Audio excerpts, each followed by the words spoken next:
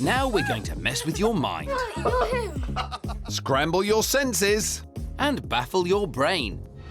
In Mindbenders!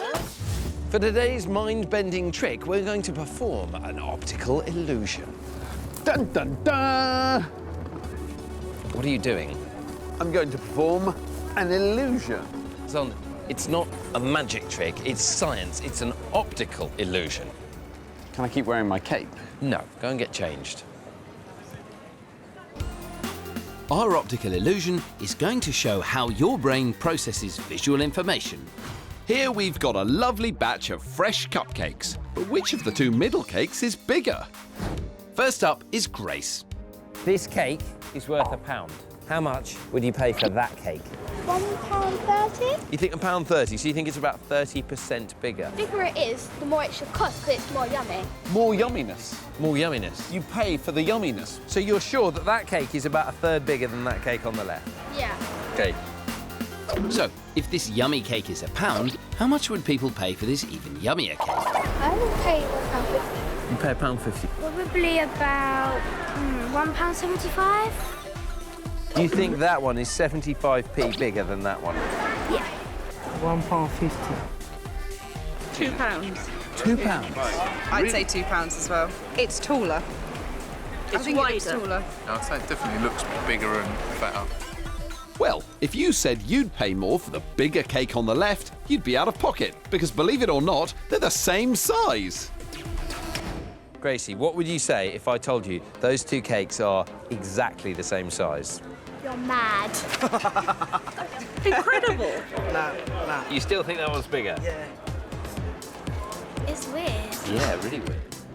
I don't get it. So why do you think that one looks bigger?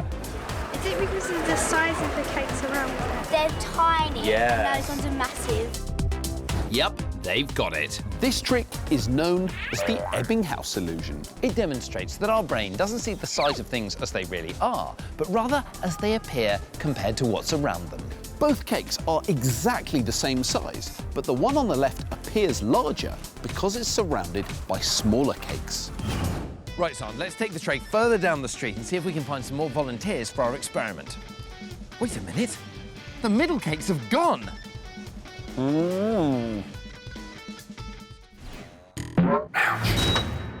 Back at the Ouchmobile, there's a new case in the waiting room. Next patient, please. And it's 9-year-old Niella, whose eye needs examining. So, Niella, what brings you to the Ouchmobile today? I've got a spot on my eyeball. What's the diagnosis, Doc? Well, this sounds like a classic case of I've got a spot on my eyeball-itis. Spot on. So we can see the spot on your eyeball. Why don't you open our eyelid? And there you are. Now I want you to get in really close.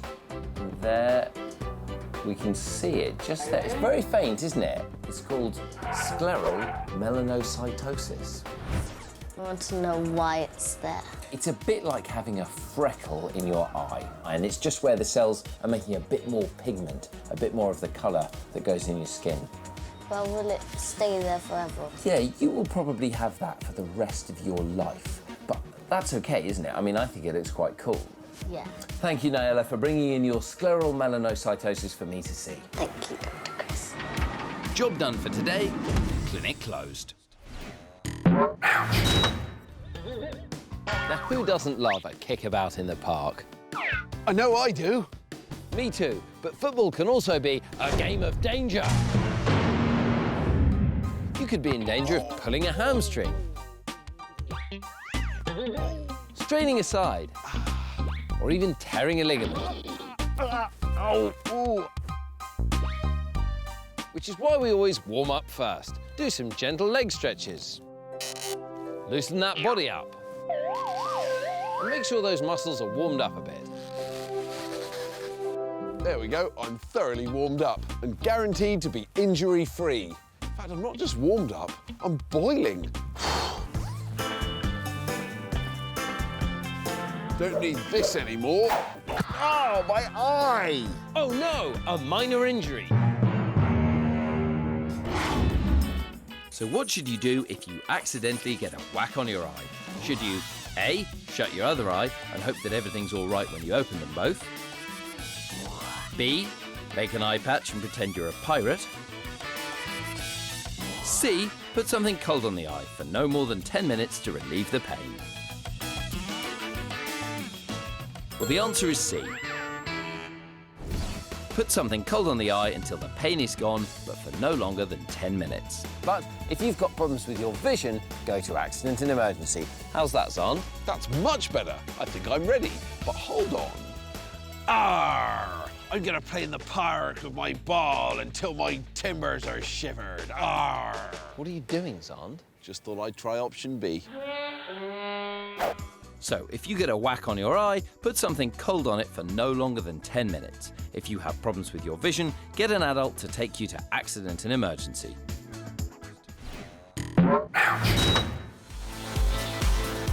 14-year-old Chloe has come into accident and emergency with an irritated eye. Something got sharp in my eye and my vision's all blurred, I can't see anything at all. Can't see anything at all. So how on earth did this happen? Chloe was minding her own business, walking to class, head in the clouds. There they are. Nice. When a massive tornado crashed through the walls and made its way towards her. Really? Well, not exactly, Chris. There was a gust of wind, but it was strong enough to blow something sharp into her eye. Oh, there it goes. Now that has to hurt. Ouch. If there's something in her eye, you could go blind, couldn't you, really? Well, maybe not blind, Mum. Let's get Professor Simon Carley in to take a look. Just want you to look up to the sky if you can. Okay. Does it feel like there's something in there? Yeah, at the top. Chloe's eye is so sore that it keeps closing, so Professor Simon puts some special drops in to numb it, which means she can keep her eye open and he can take a closer look. When you look with the normal light, this all looks actually pretty good. I can't see any bits and bobs in there at the moment. No bits and no bobs. That's always good. But if there is anything in there, the eye's got a little sneaky habit of trapping it under your top lid. And every time you blink, it scrapes the front of your eye and it drives you nuts. So what I'd like to do is just to flip the eyelid inside out and have a look on the inside. Not for the squeamish, but it's the only way to get under that lid. Told you, time for some eyelid peeling. Professor Simon holds up the eyelid and in the twinkling of an eye, or at least a bit of a flick from side to side, he finds... Looking at the underneath here, I can't see anything. Nothing. So there's probably nothing stuck in there, but you've still got the sensation there's something there, and that usually means there's a scratch. Your eyes might be small, but they're actually one of the most complicated parts of your body. To protect them, your eyeballs are covered in a thin, see-through layer of skin called the cornea. And when you get something in your eye, sometimes the cornea can get scratched. And this is what Professor Simon thinks has happened to Chloe. But just to be sure, he wants to do one more test. He puts a special drop into Chloe's eye, which means that under an ultraviolet light, any scratches on the cornea will show. Ah! That's scary. Turn the lights back on. Son, you're such a baby. It's a good thing I'm here to keep an eye on you. We could leave that to Chloe, I suppose. And what you can see through the microscope on this is something's been trapped underneath the eyelid and it's been scratching the surface of the eye. So, it's good news that there's no major damage to Chloe's eye, but Professor Simon has got some treatment to make the irritation more comfortable. I'll give you a cream for your eye. Your body will heal that in a matter of days. It'll be fantastic. And it will just get better and will look fine, it will function fine, and you'll be fine. Good. So Chloe will be back to normal in no time, which means she can head home. Bye, Chloe. Bye.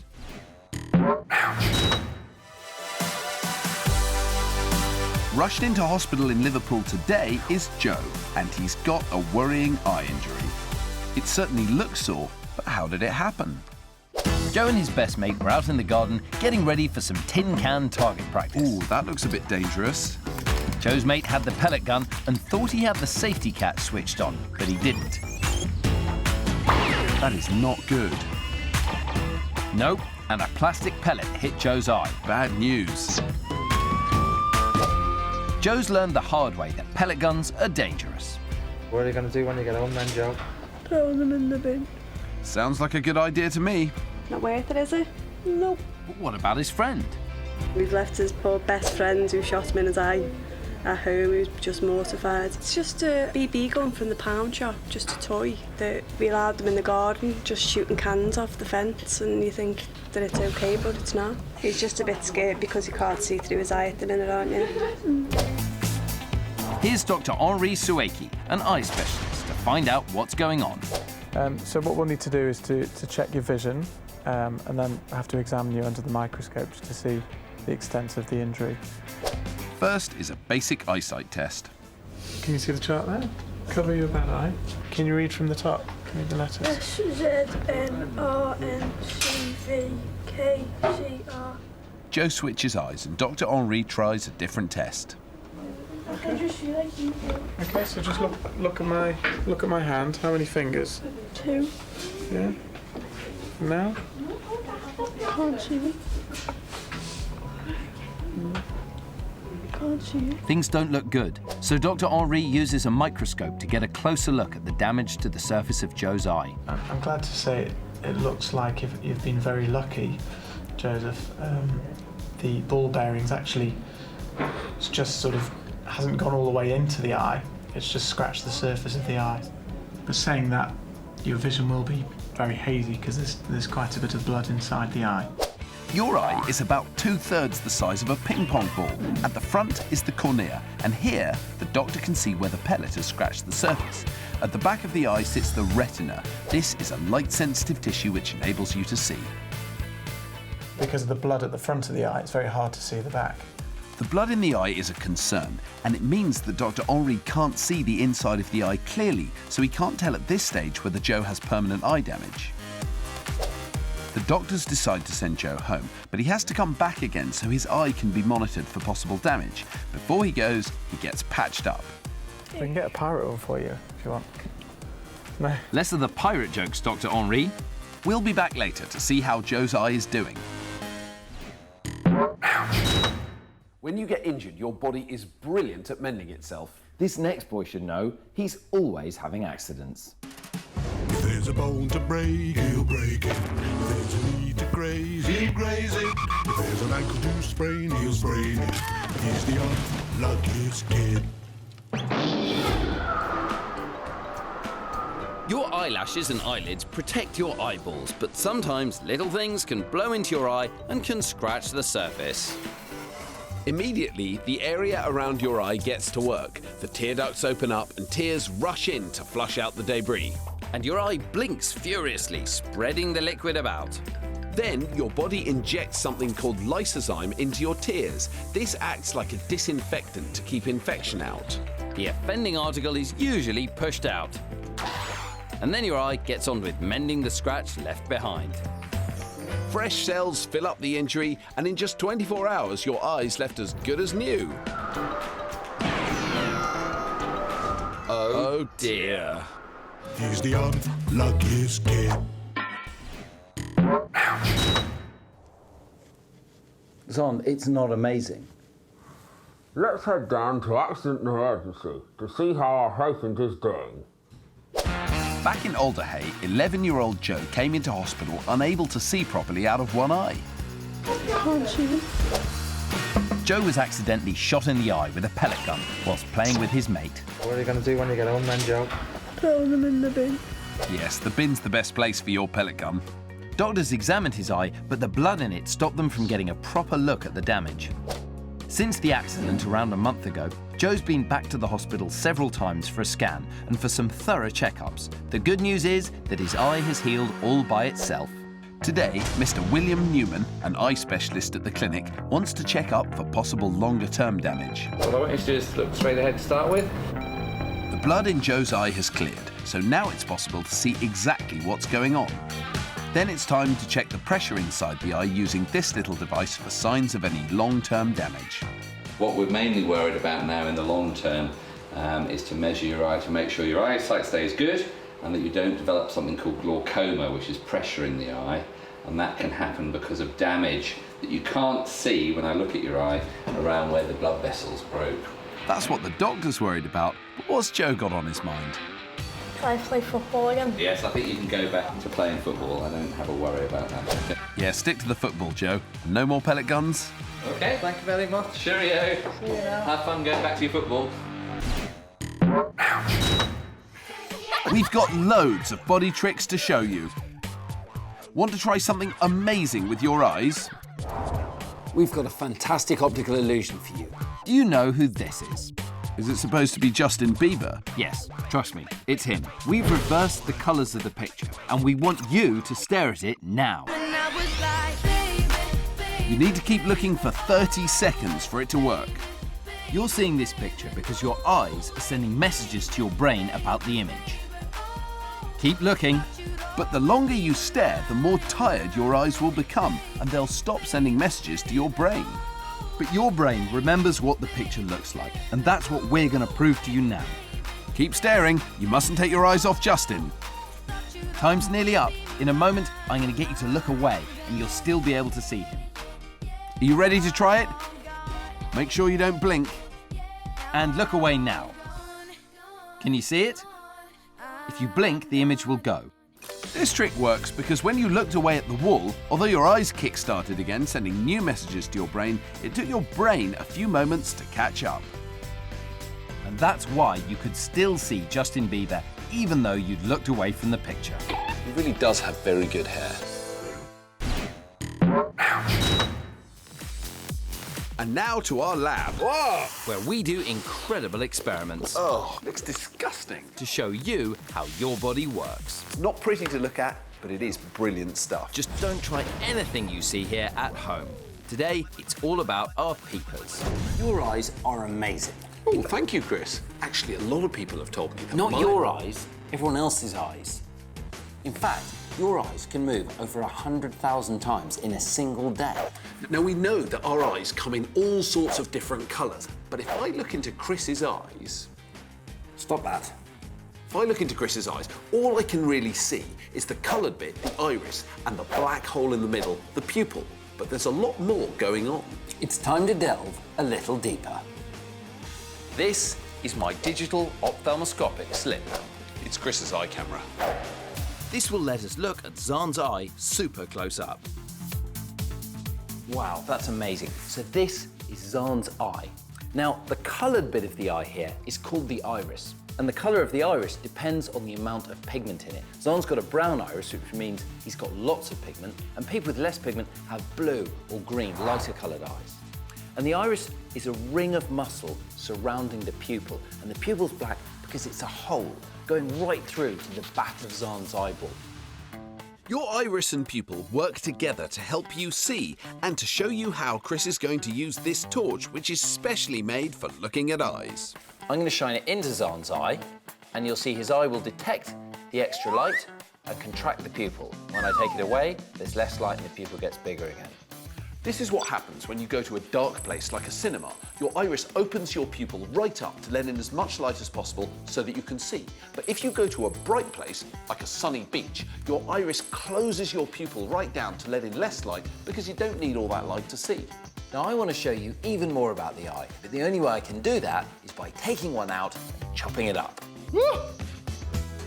Don't worry, Xand, I'm not going to chop up your eyes. I got some from the butchers to help us with our experiment. This is a pig's eyeball. Wait. What do you call a pig with no eyes? Pug. That's really bad. Now these pug's eyeballs are very similar to human eyeballs, and to show you what's going on inside, we're going to cut one open. Obviously, we're trained up to do this. We need to get the lens out because it does something really brilliant. Oh, there you go. That went really well. Now the lens receives all the images and sends them to the retina. And the retina completely covers the back of the eye. So it's a bit like the sensor in a digital camera. It captures the image and then sends the information to the brain for processing. But just to make things a little bit more complicated, when the image lands on the retina, it's upside down. And that's because light rays bounce off everything you're looking at, travelling in straight lines. But your lens is curved, so you can focus on different objects. When the straight lines hit the curved lens, they bend, and the image hits your retina upside down. And we can prove it. I've taken the lens out of this eyeball. I want you to look through it and tell me what you can see. Yeah, you're upside down. Now we appear to be upside down, And this is what's happening inside your eye. But if the retina receives the information upside down, why aren't we seeing the whole world upside down? Well, the answer is that when your brain receives the upside-down image, it cleverly flips it over so the world seems the right way up.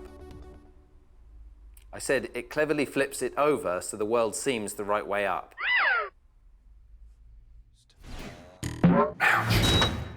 The clinic is now open for business. Can I have the next patient, please? First in is 8-year-old Grace, who's had an eyeful of her ailment. So, Grace, what's brought you to the Ultramobile today? When I fall asleep and wake up, my eyes get all crusty and red. Diagnosis, please, Doc. Sounds like a case of when I fall asleep and wake up, my eyes get really crusty and red-itis. That's exactly what I'd say. What we can see is your eyelids are quite red and inflamed, and you've got those little crusty bits in your eyelashes. So you've actually got a problem called blepharitis. So it is a real itis in this case. What can I do about it? The first thing is getting a towel and just soaking your eyelids, and that makes the crust a bit easier to remove. And then sometimes you do get these big flare-ups. In that case, obviously, you need to go to the doctor, and they can either give you some drops or they can give you some antibiotic pills as well. The good news, though, is that it's not really serious. Thank you, Dr. Sam.